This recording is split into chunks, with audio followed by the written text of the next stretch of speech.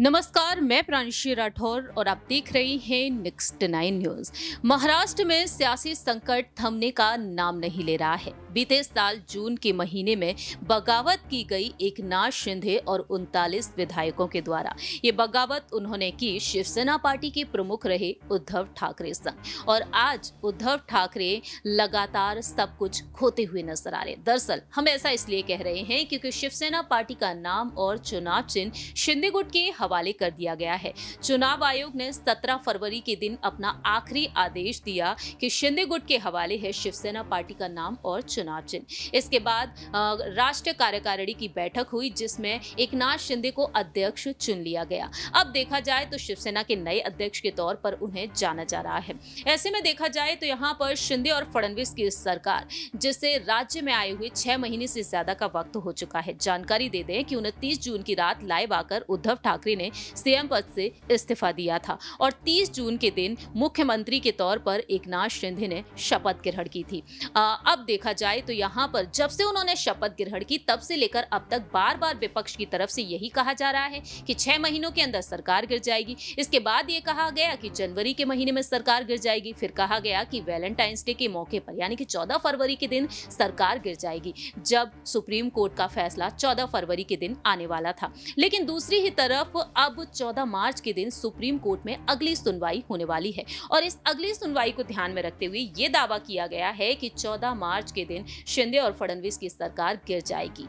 ये किसने कहा है, ये आपको जानकारी दे दें कि महाराष्ट्र में एनसीपी के वरिष्ठ नेता और एनसीपी के जो अध्यक्ष हैं शरद पवार के भतीजे वरिष्ठ नेता अजीत पवार ने हाल ही में एक बड़ा बयान दिया है। दरअसल आपको बता दें कि हाल ही में यहां पर शिंदे और फडणवीस की सरकार ने एक अहम फैसला सुनाया जिसको ध्यान में रखते हुए अजीत पवार अब यहां पर तंज कसते हुए नजर आए हैं। तो अजीत पवार ने क्या कुछ कहा है ये आपको जानकारी देना चाहेंगे, क्योंकि अजीत पवार यहां पर वित्त मंत्री देवेंद्र फडणवीस पर निशाना साधते हुए नजर आए हैं। हाल ही में देवेंद्र फडणवीस ने शिंदे सरकार का पहला बजट पेश किया गया जिसमें किसानों को मुफ्त फसल बीमा, हर साल 6,000 रुपए, महिलाओं को बसों में हाफ टिकट पर सफर, बेटियों के जन्म पर 5,000 और इसके अलावा भी यहां पर उन्होंने अहम ऐलान किए। ऐसे में देखा जाए तो फडणवीस के द्वारा जो बजट पेश किया गया उसे देखते हुए यहां पर अजीत पवार का कहना यह रहा कि 14 मार्च को शिंदे फडणवीस की सरकार गिर जाएगी, इसलिए बड़े बड़े वादे करने में क्या जाता है, पूरे तो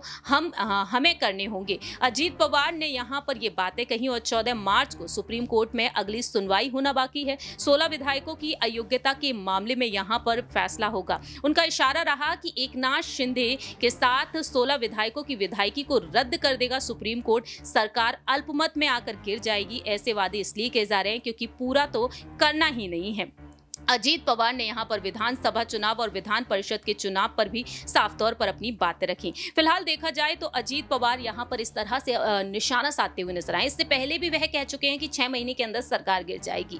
शरद पवार ने भी कहा, लेकिन बाद में शरद पवार कहते हुए नजर आए कि वह भविष्यवाणी थोड़ी ना करते हैं। तो आप यहां पर अजीत पवार की बातों से कितना सहमत हैं? क्या राज्य में शिंदे और फडणवीस की सरकार गिर जानी चाहिए या फिर नहीं, ये आप बता सकते हैं कॉमेंट सेक्शन में। क्या बीजेपी और शिंदे गुट की जो सरकार चल रही है वह सही है या फिर यहां पर एक बार फिर से महाविकास अघाड़ी गठबंधन सरकार होनी चाहिए?